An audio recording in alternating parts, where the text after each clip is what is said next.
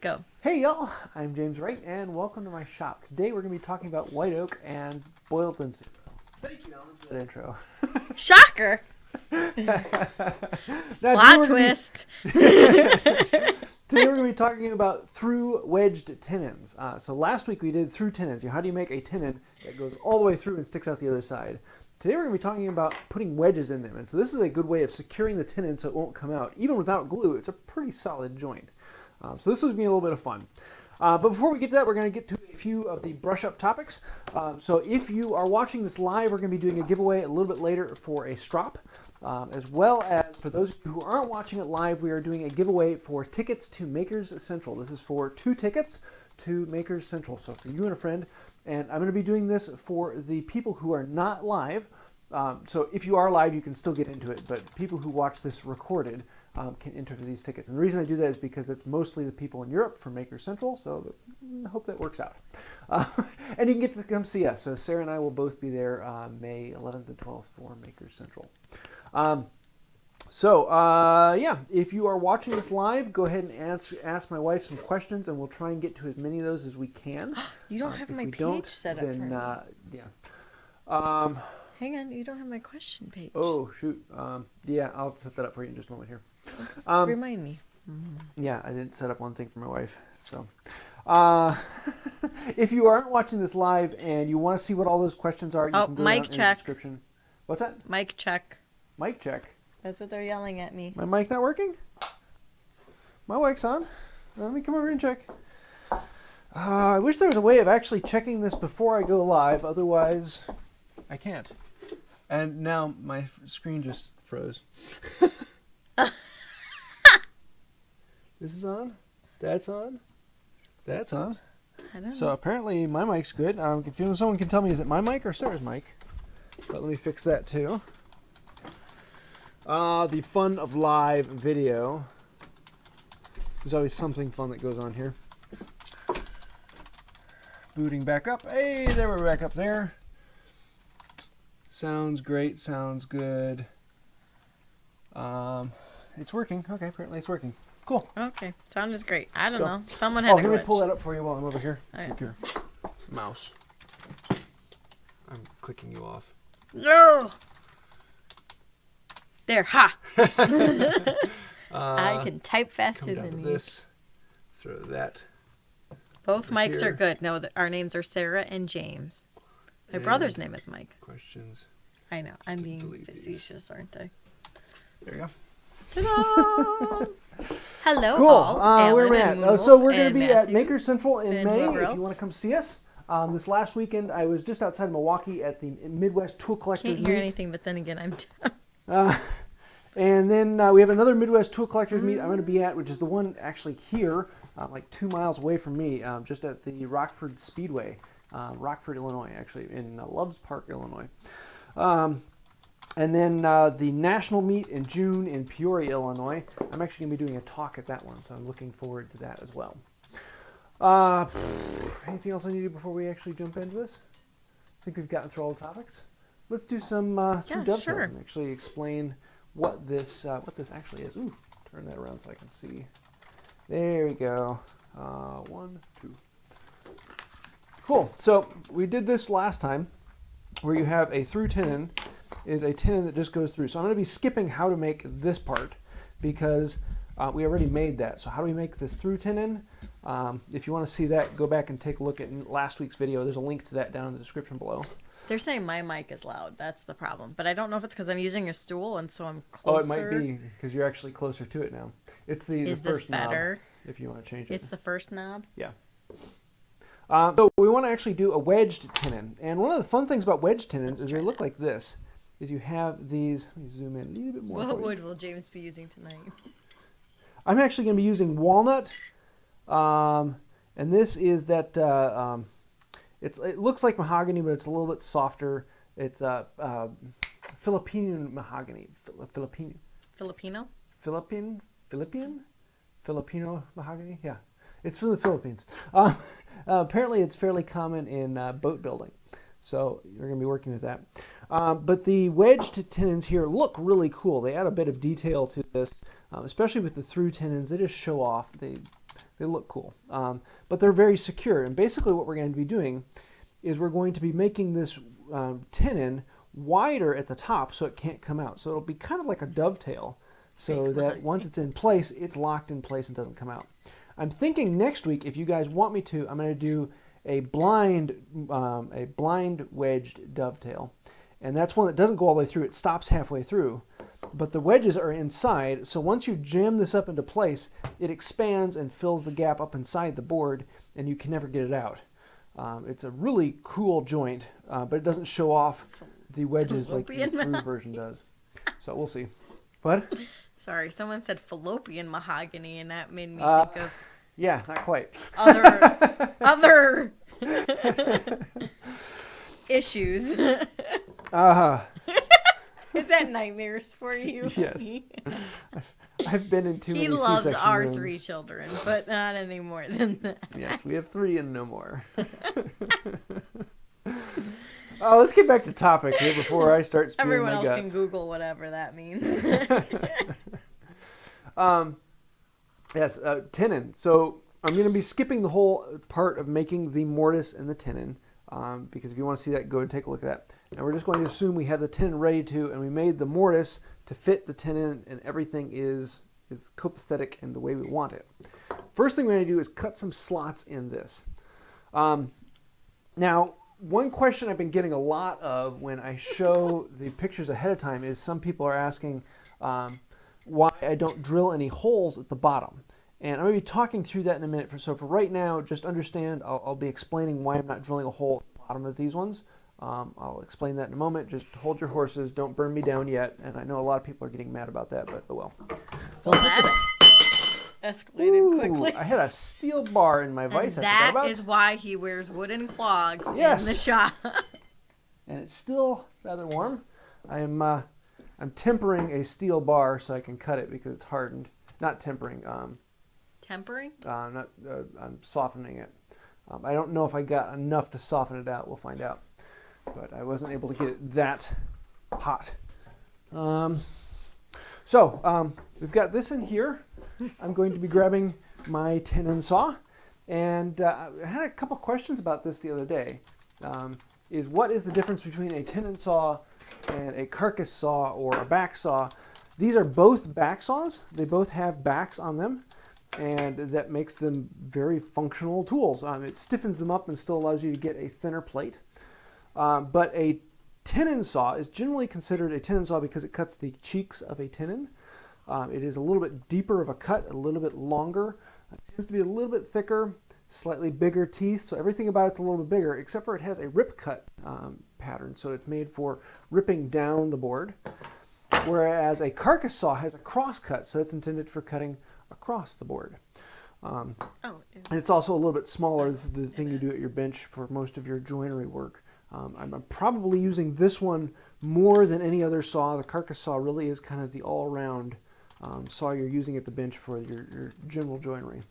But I'm going to use a tenon saw because I'm going to be ripping down this tenon.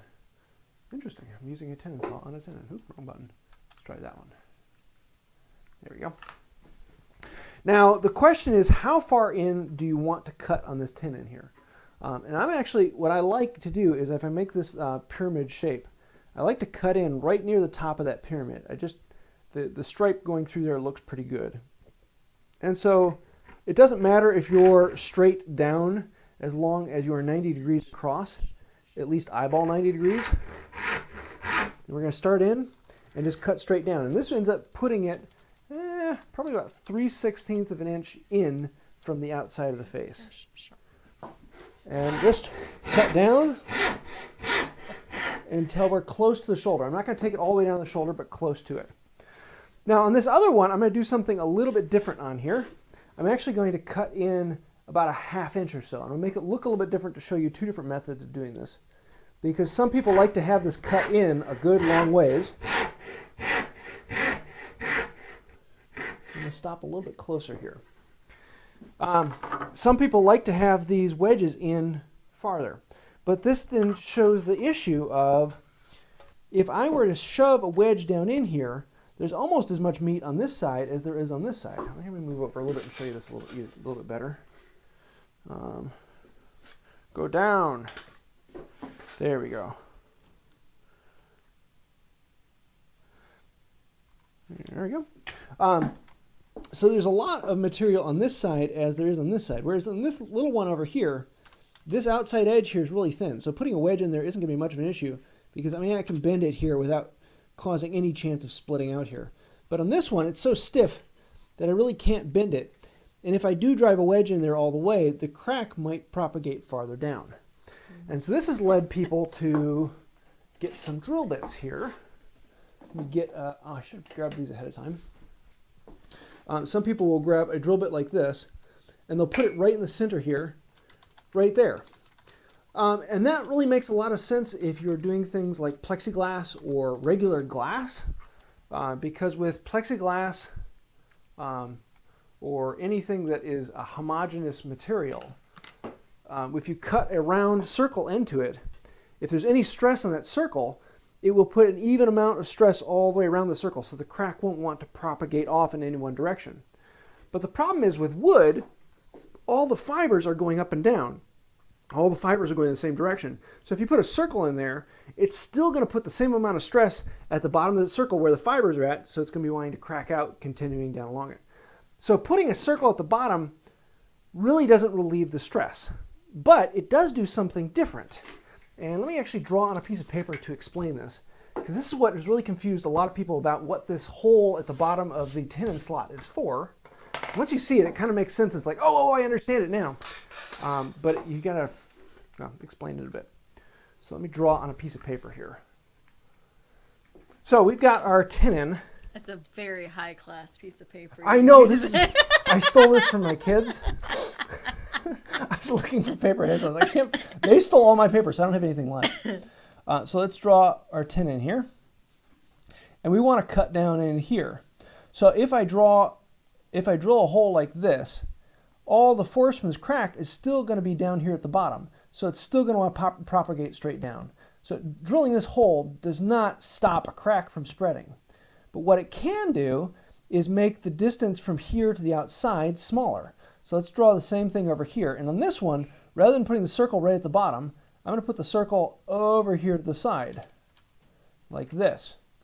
And what that does is it effectively makes the distance from this cut to the outside smaller, so that this whole piece can bend easy, and it's not going to be immediately sending the crack down here. Because if you're doing a large chunk over here that you're trying to bend off, you're still going to be putting the same amount of pressure down here. Whereas if you put the hole off center, you're going to be moving the you're going to be moving the stress from all the way in here to something more over here as it's going over the outside hole here.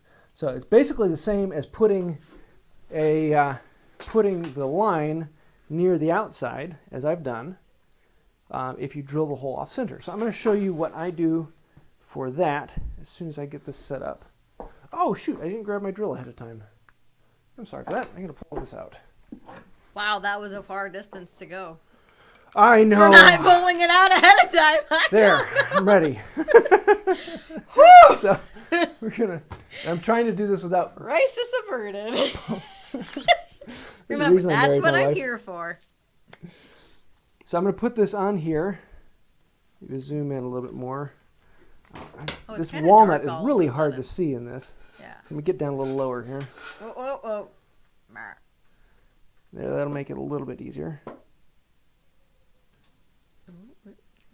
There we go. Ish, something like that. And I'm going to try and do it without bumping it. So rather than putting it right here in the bottom of the cut, I'm going to move it over so that the outside edge of the drill bit touches the line. And then I'm going to bore my hole through.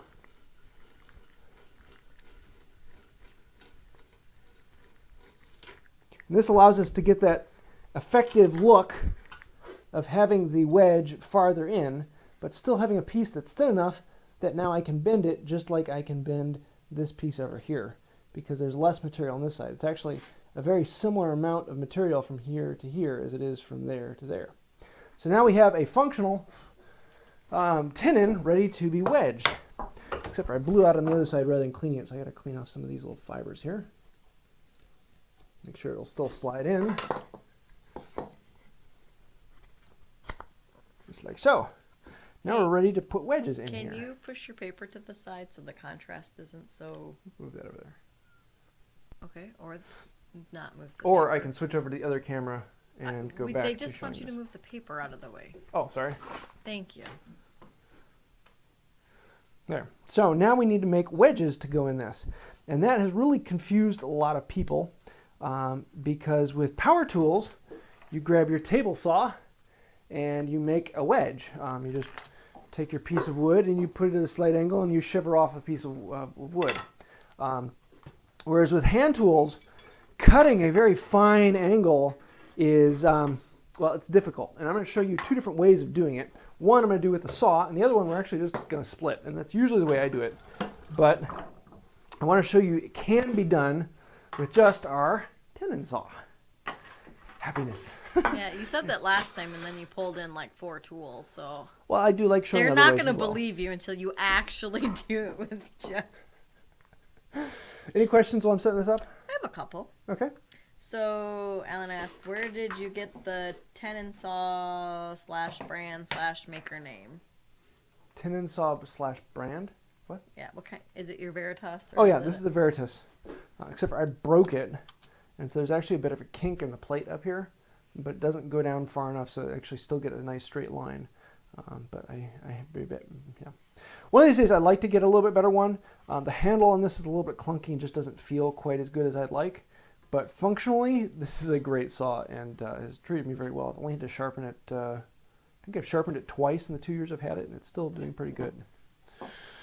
And then Rocky wants to know if you sharpened it because it seems to be cutting better. The last time I sharpened this one was probably about 4 or 5 months ago, so it's been a little while. So no. Yeah. I do need to sharpen my my carcass saw. It's getting a little on the dull side. I need to sharpen my dovetail saw. That one's really dull. I've been putting that off too much. Yeah, so let's do this. What I've got here is just a piece of wood, and this happens to be pretty close to the same thickness as my tenon. If it's not, plane it down to the same thickness as it. In this case, it's actually a little bit narrower, but for demonstration's sake, I'm just going to show this rather than making a whole nother piece. And that's why on this one, the wedges don't come all the way to the other side. They stop here. But it looks really good from this side, so I kept them over to that side so I can take a picture of it at least. But thankfully, this isn't a functional piece of furniture. So what I'm going to do is I want to have somewhere between a 1/16 of an inch to an 1/8 of an inch. Basically, I want to spread out this crack that I made. And this crack is the thickness of this plate, which is, I don't know, 1/32 of an inch, if that. And so however much you spread it is how much force you're putting on this. And you really don't need much. Anything more than an 1/8 inch, 1/8 inch would be just an incredibly large amount to spread this, especially with doing 2 of them. So I'm probably going to do something around a 1/16 of an inch. It just needs a little bit to add that oomph to it. So I'm going to eyeball it over to the side, and I'm going to set it somewhere right about there, somewhere around a 1/16 of an inch or so. I'm just going to nick in, and then I'm just going to eyeball this cut. Trying to stay parallel, and then at some point realizing, let's make it a little thinner, and then let's make it a little thinner, and then let's make it a little thinner, and there, I've got a wedge. And then normally what I would do is I would draw a line down on here. So I'd stick this on here, and I draw a line and say I need to cut to at least there. In this case, I just eyeballed it to get me my wedge. And I'm going to clean this up in a minute, and we'll show you how to do that. But before we do that, I'm going to show you how to split a wedge. And so in this case, I'm going to move the camera so you can see it. There we go. I'm going to grab me a chisel. And in this case, I'm going to put the chisel down 1/16 inch or so, or whatever I want it to be. And I've got to look for a mallet. Man, I don't put anything out today. Oh, that's right, because I cleaned it off. I had a last-minute project. Normally I have all the tools out on the bench for me right ahead of time. So we'll put this on here. And I'm just going to see how that crack propagates along there. And that crack is actually, in this case, the wood is all going down that way. So I'm not going to be able to get a wedge here because it's going to stay thicker and thicker and thicker as it goes down. That means I need to take this board and flip it over and do it from this side. But before I do that, I just want to clean this up. This is what I just cut with a saw. And I like to have at least one side nice and clean. It's easier to plane it now than to plane it when you turn it into a wedge. So we're going to come down a little bit more than a 1/16 of an inch or so. There we go. Can I ask you a mallet question while you're doing that? Sure. So they want me to ask if the same philosophy is applied to the top of a mallet if you want to put a wedge or wedges in. You can, yes.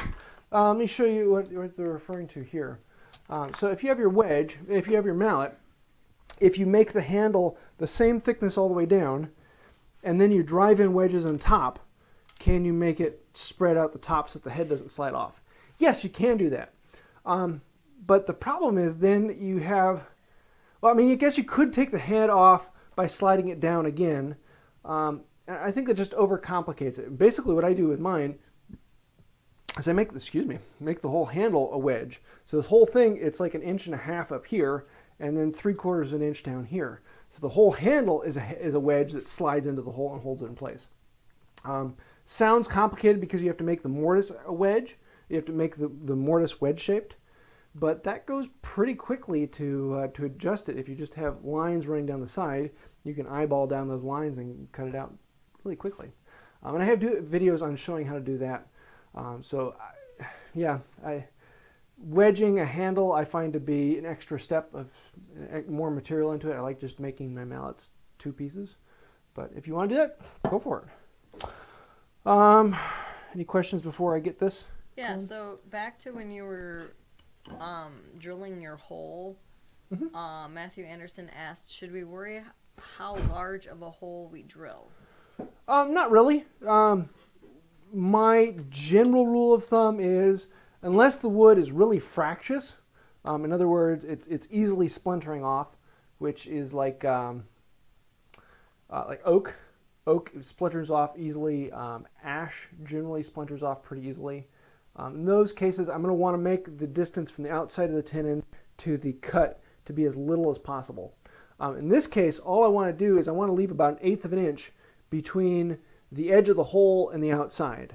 So if I cut my line down here, I'm going to need to know what is the distance from my line to that 1/8 of an inch mark, and that's the width of my drill that I need to put through there.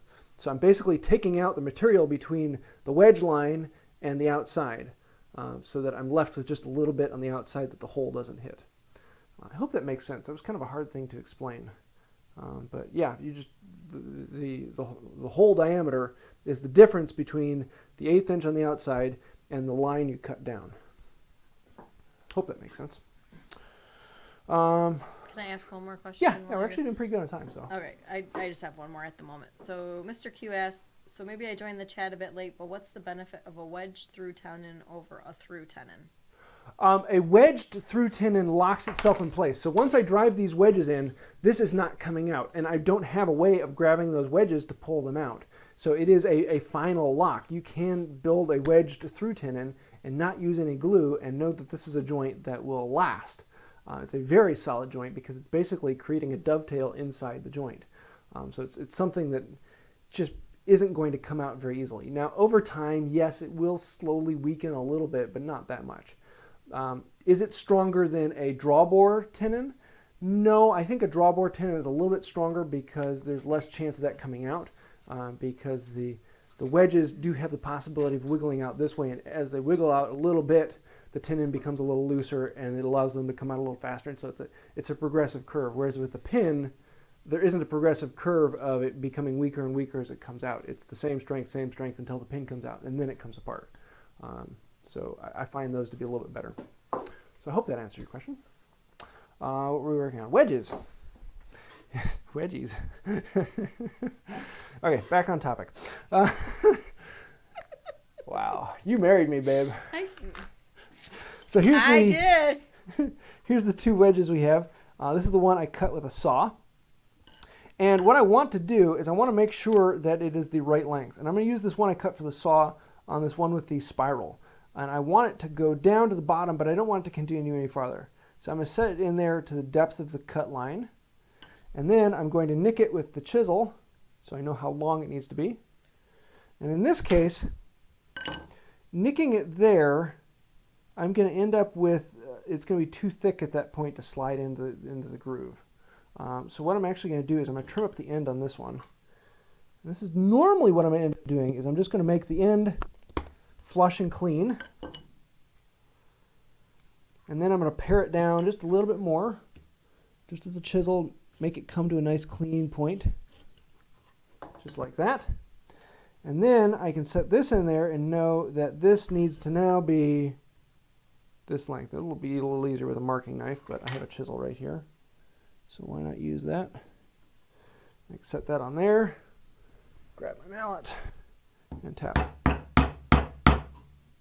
Try not to make it pop away on me. Like that. Like that. It's on the floor! Uh-oh, where did it go? I think it flew back behind you more. No, it fell through the hole and hit the floor.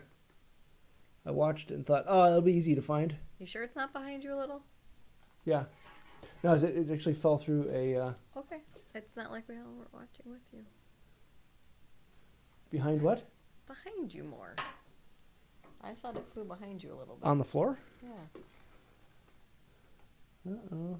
Where did my wedge go? Oh, well, I guess I'll have to cut another one. Keeping it real. Welcome to Wood by Wright, where we never do anything right. So let's make this one. So I'm just going to trim it down like this. Keep your fingers behind where you start. And that one has a nice starting edge there. Let's do this on the longer one. Nick it so we know where we're at. I'm going to hold this one in place this time. We need instant replay. Yeah. Just like that. Now we have one wedge ready to go in. And you can see this wedge is not that thick. It's about a 1/16 of an inch wide at the top, if that. But when it slides in, it makes this wedge wider. And that's all we need it to do. It just needs to be ever so slightly wider at the top. If you make this an aggressive angle, then if this wedge wiggles out at all, any amount of movement is going to make it suddenly smaller. And that large change in changing the width of the outside here is going to mean that this loosens up really quickly, and this is going to come out quicker. So a smaller angle, I know it's a bit counterintuitive, but a smaller angle is stronger than a bigger angle. I know, it sounds crazy, but it is. And a lot of things about what I am is crazy. I was going to say, does that apply to you? Any question while I'm setting this up to create a new one? Yeah, I had one. Where did it go? I'm going to plane this off smooth so I have a nice smooth edge to create another wedge on. What you got? They're all going back and doing instant replay because Oh, trying to find it? they're like, no, it did go through the hole. I'm like, yeah, it fell down through the hole, and debate of I thought, oh, that's easy. I'll be able to find that. And I heard it hit the concrete, and it spun away somewhere. But you have to, like, they don't have my view of all the sawdust Yes, chips. my floor is covered in wood curls right now, so finding one is So anyways, yes, there was a serious question. Neon Joe 529. If that means you're born in May, awesome, because I'm May 27th. I've seen wedge tenons with angled, I'm assuming that's supposed to be angles, and others with square mortises. How much of a difference do you think it makes? with square mortises. Oh, yeah, actually we're talking about that in a minute when I get there.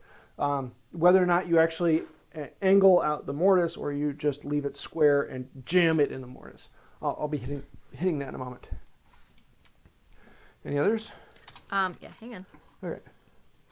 Yeah, that's actually a really good question. We'll be covering that here.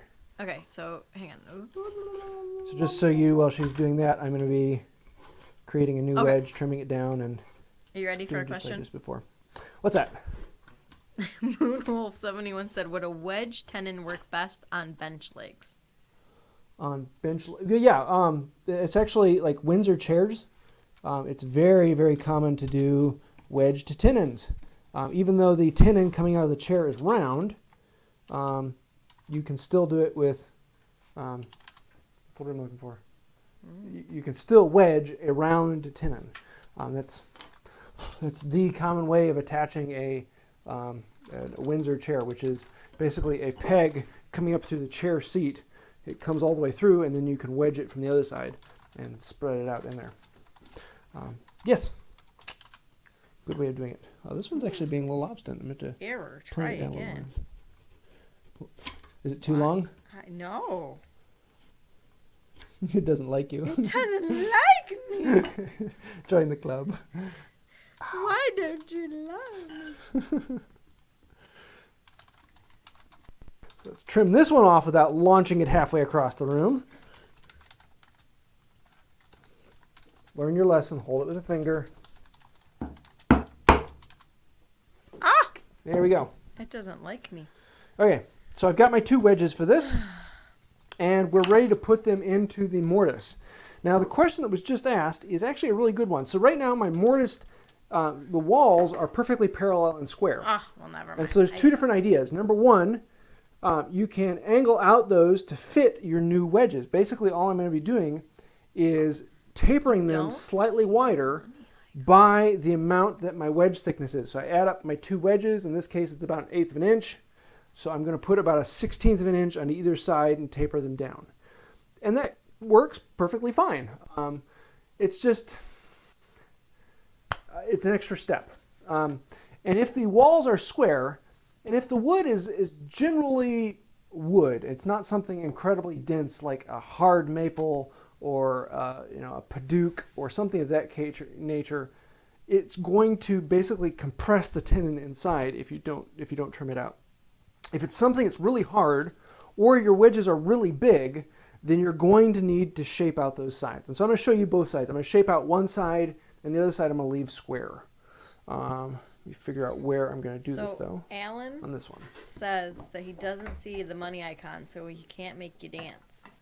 I don't know. Super chairs. They just changed a few things on live, so I don't know if that's affecting it or not. Maybe there's some new button I have to click. I don't know. But thank you for the thought, Alan. That does mean a lot. Especially to Sarah. She likes watching me dance. Okay, so let's bump back onto this one and give you this shot. So we're here. What's that? Apparently you said if the wood is generally wood. That's probably something I said. Well, so, there's fake mahogany being sold at wherever. Yes.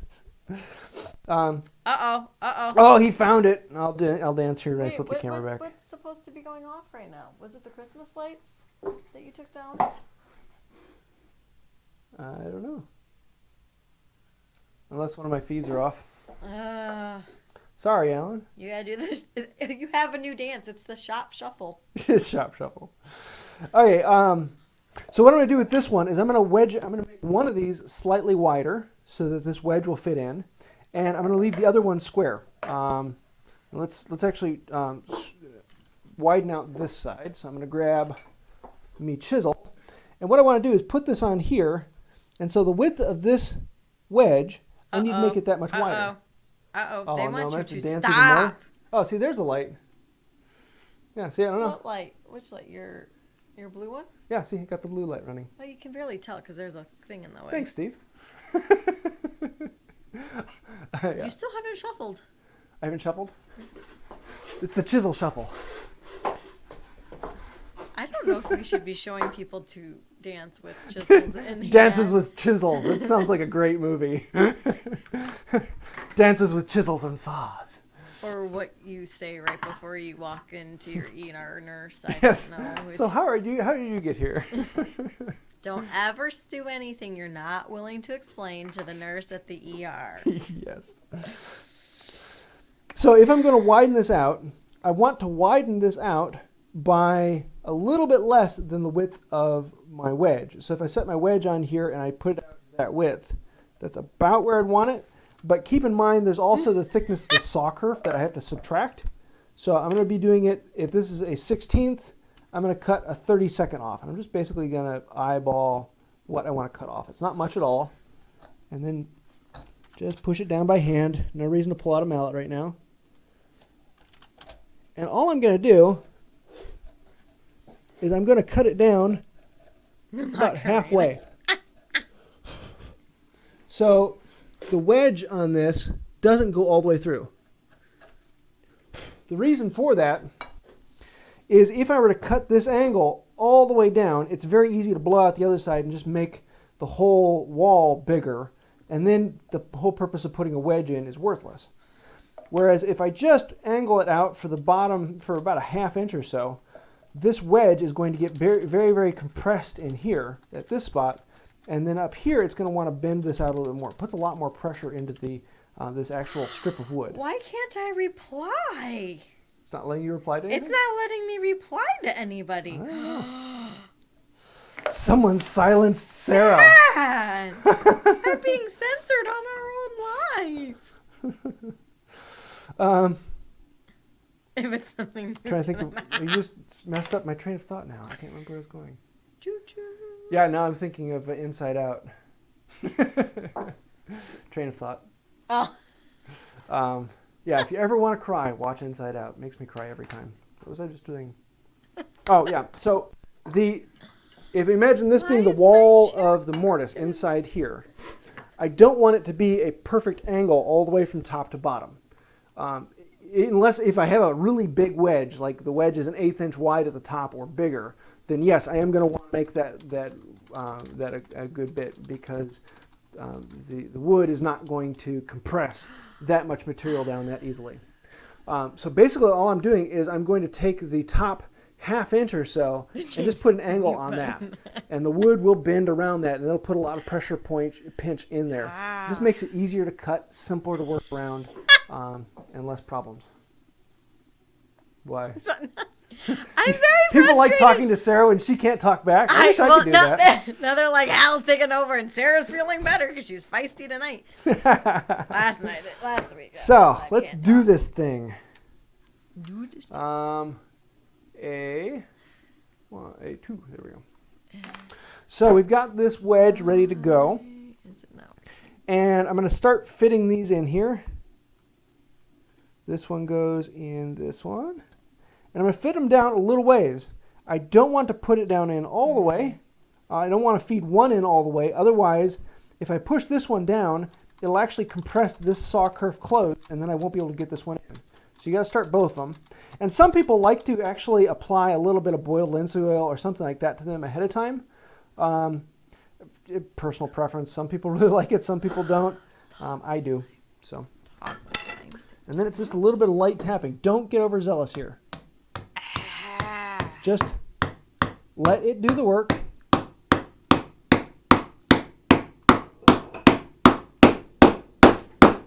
Just like that. And now that gap that we've put on there is completely filled up.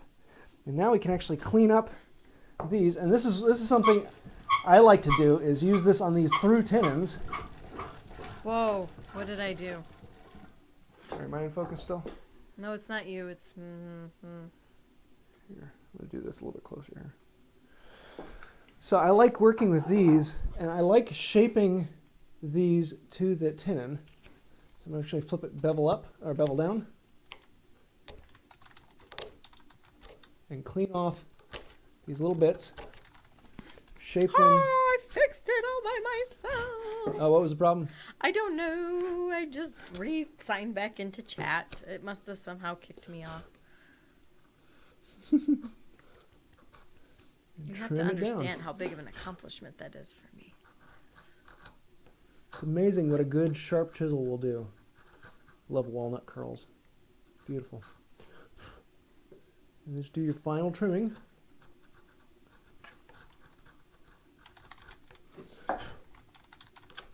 Bevel down. Allows you to get in close to the line. Now I'm getting excited because this is a fun part right here. This is a lot of fun. Don't chisel yourself unless the camera's in the way. Because you can't see anything anyways except in the top. And then in that case, just be careful.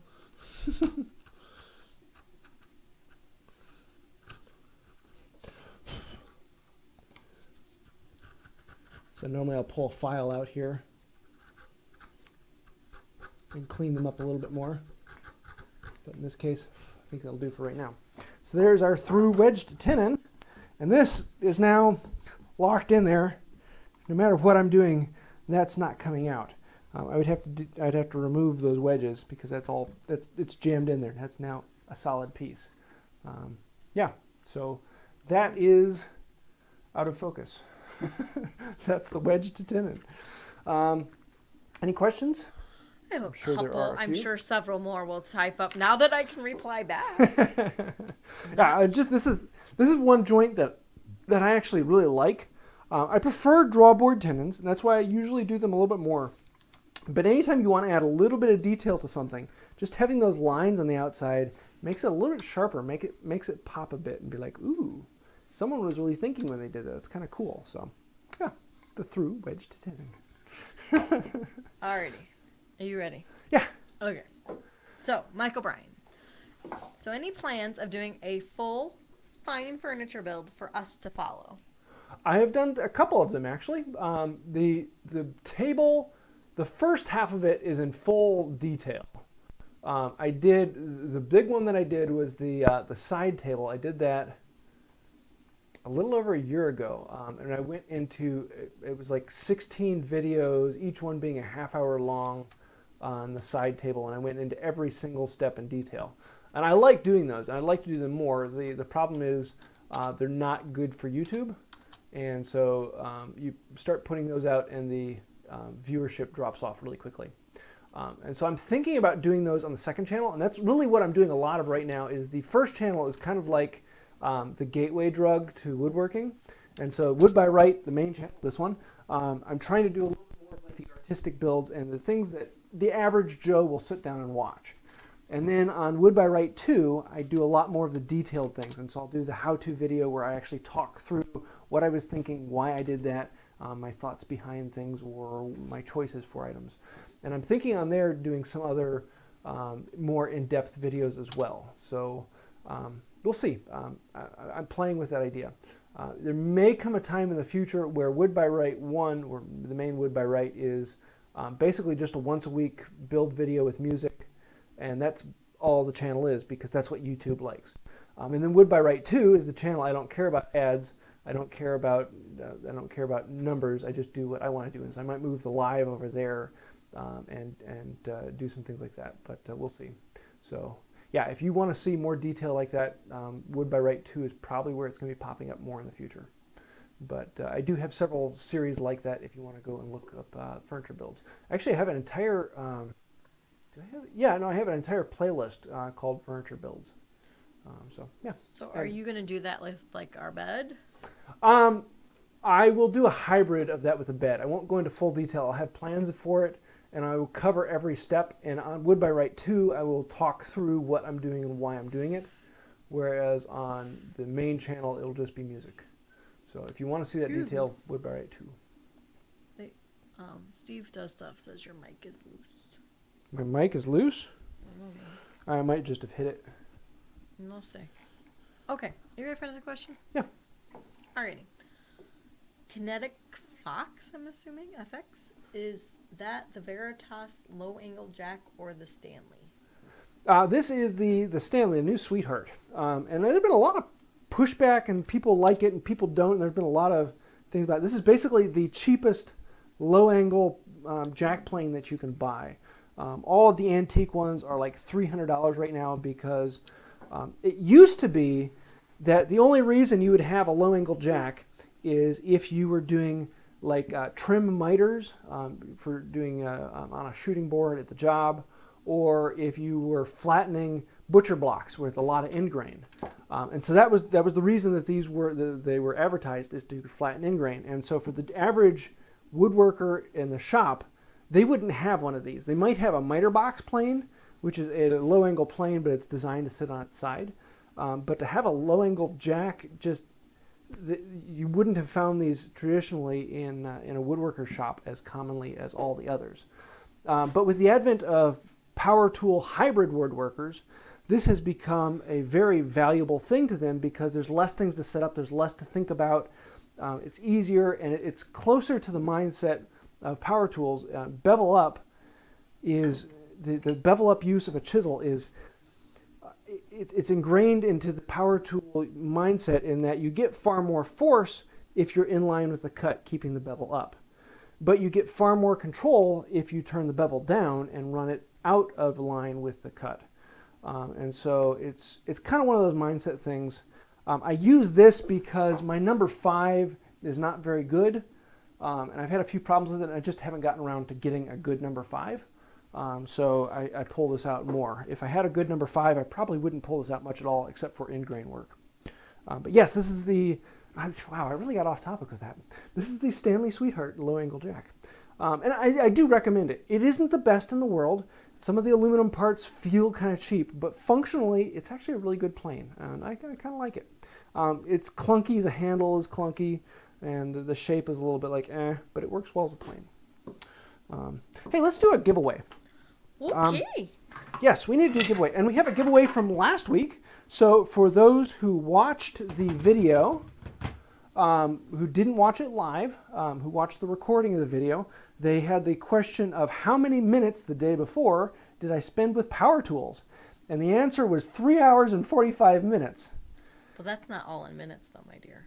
No, that would come out to, what, 230 minutes? Something 3 like hours that? and 45? Yeah, it was a lot. And it was more than anyone guessed. So wouldn't it be like 25?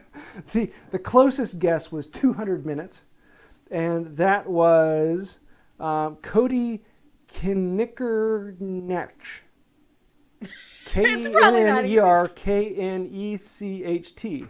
And I sent you a reply to your comment on the video, so if you can get me your contact information, I will get one of the strops sent out to you. And we are giving away the strops. And I have a bunch of these extra. These are thirds, and so they always have a corner missing, but they're completely functional, good horsehide.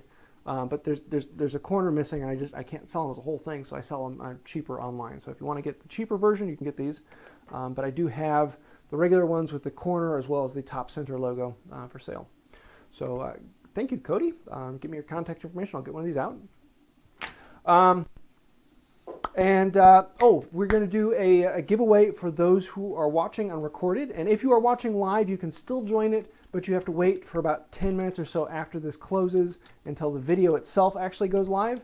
And then I need you to comment on below, not in the live chat, but comment below in the comments once that video goes live, with how many boards of maple, hard maple, are sitting on my second bench.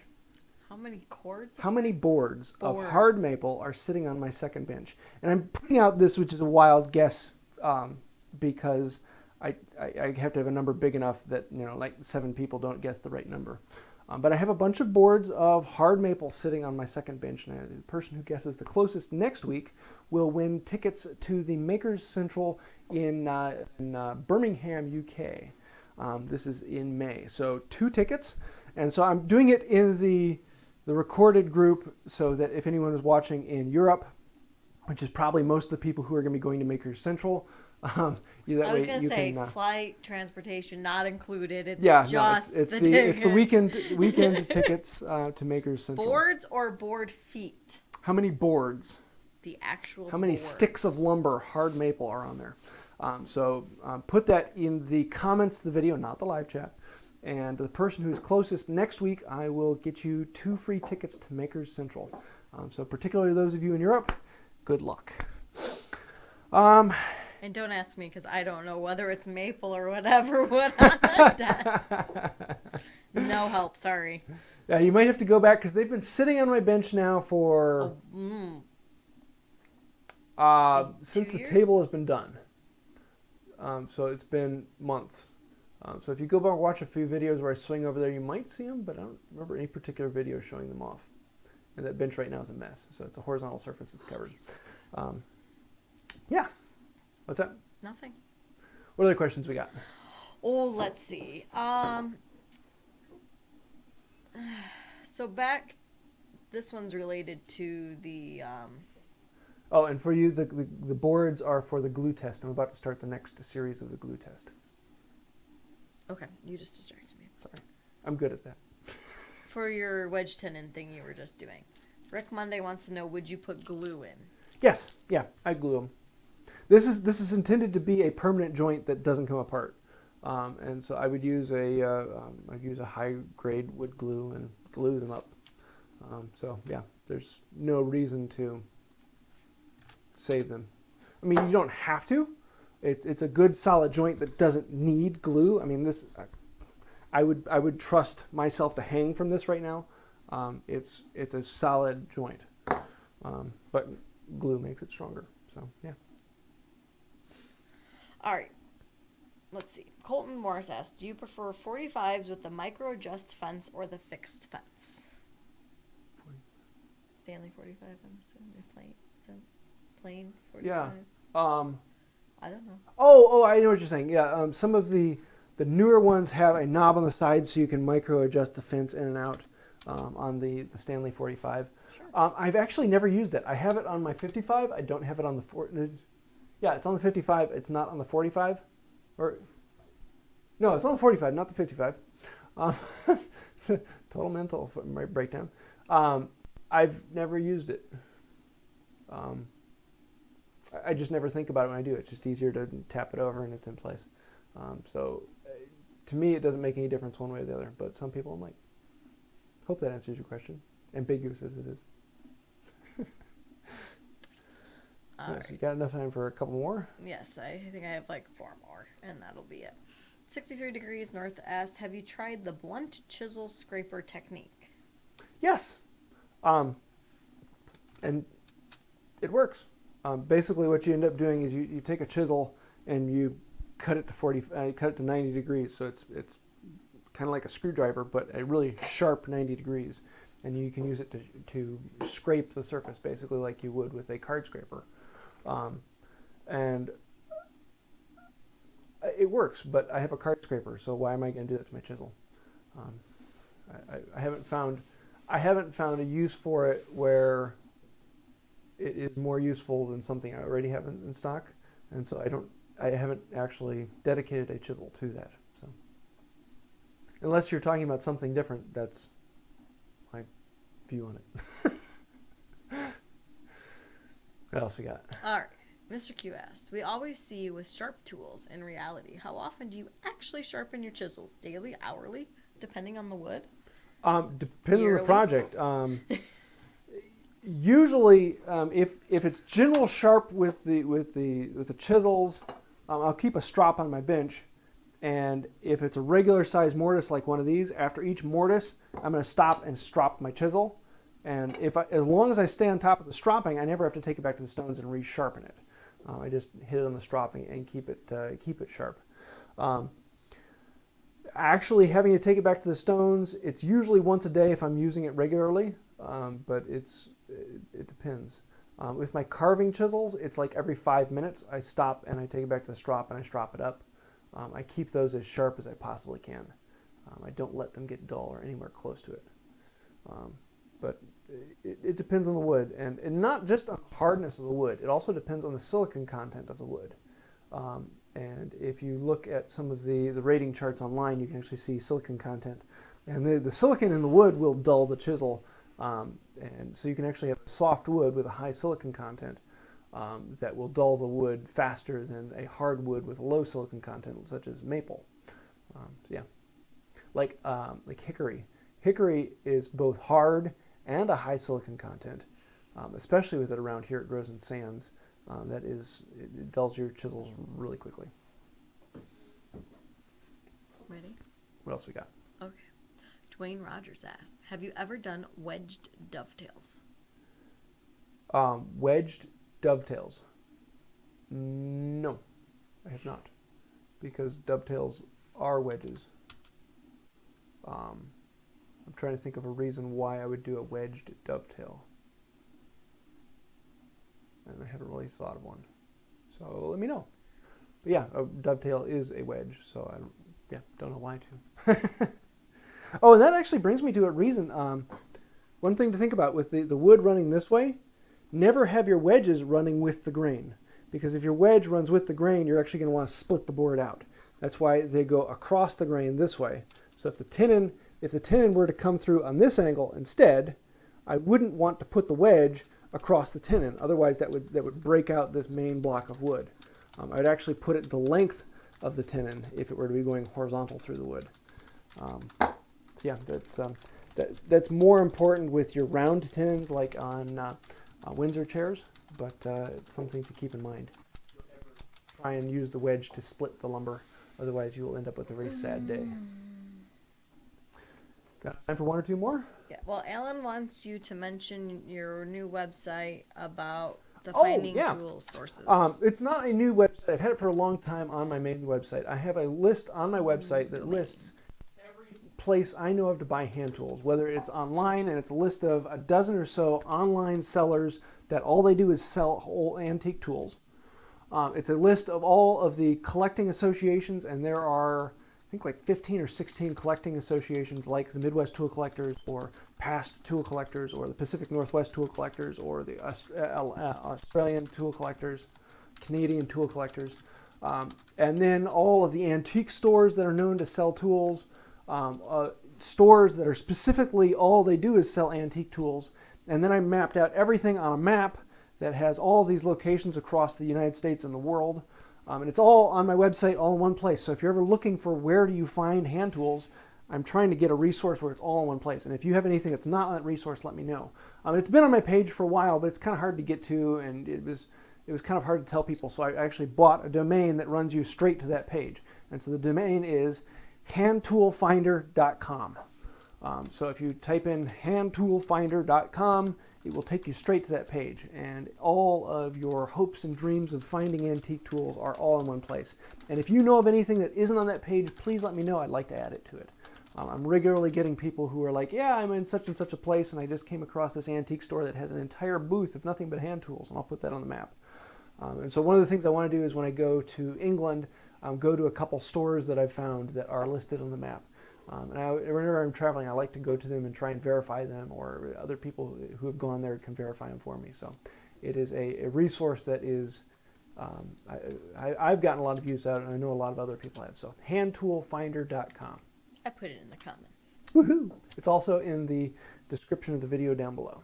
It's now in every new video, we'll have that in the description. So, yeah. One more question?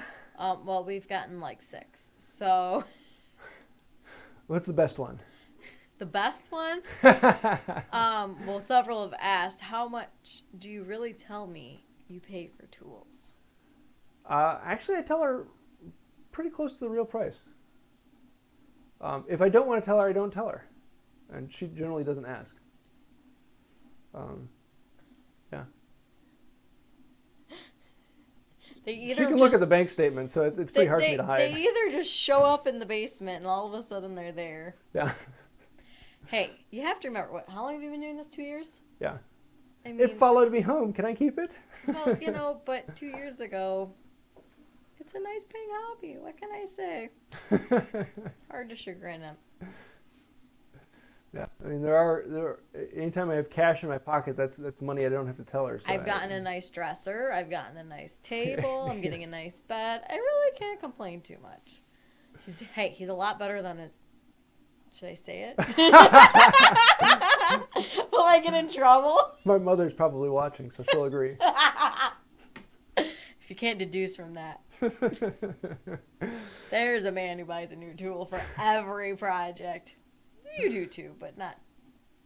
It depends on the project. You want to do one last question? Or? I do love you. I got to get back on the good side. Let's see.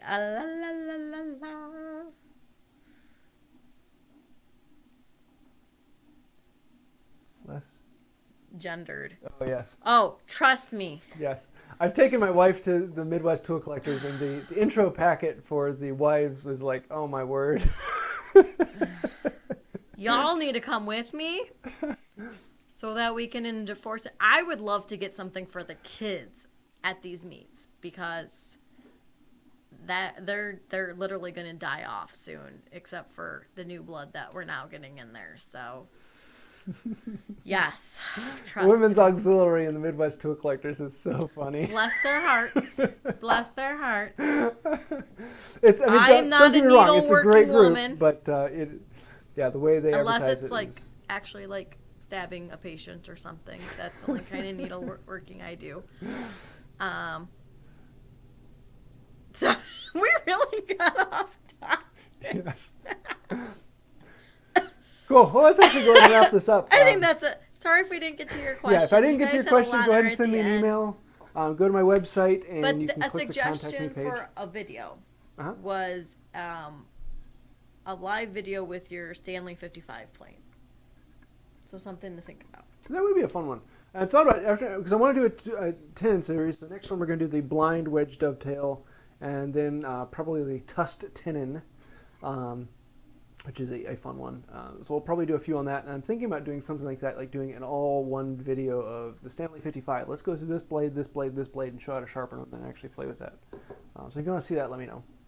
But I think that will about do it. If I didn't get to your question, go ahead and send me a link. Go ahead and send me an email on my website, woodbywright.com, and there's a contact me page, and I will try to answer your question on there.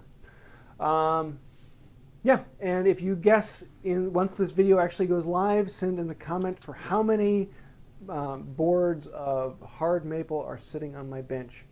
And if you get closest to it, then you will win 2 free tickets, weekend tickets to the Makers Central in London for 2019. So, not London, Birmingham, not Alabama. UK. I was gonna... So I think that'll about do it. Until next time, have a wonderful day. Oh, now let's play the game of Find the Button. Hang on. Find the button. Where is it? Where is it? Stop the pressure. Get your hand back up there. Oh. Okay.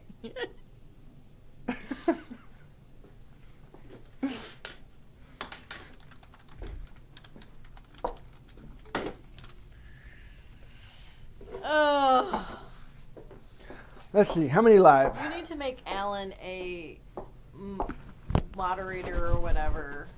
Oh, I haven't done that? No, you should. Because he's one of the most... Only 328 projects. Interesting. We didn't have, like, B-Power wasn't on. There were a lot of... Oh, it didn't... Wait a second. 8:19. Oh, okay, so this stopped, actually. When you stopped... Still running! Ah! It's not off. No, it's not. I'm just saying. Ah! There we go. Now let's stop it.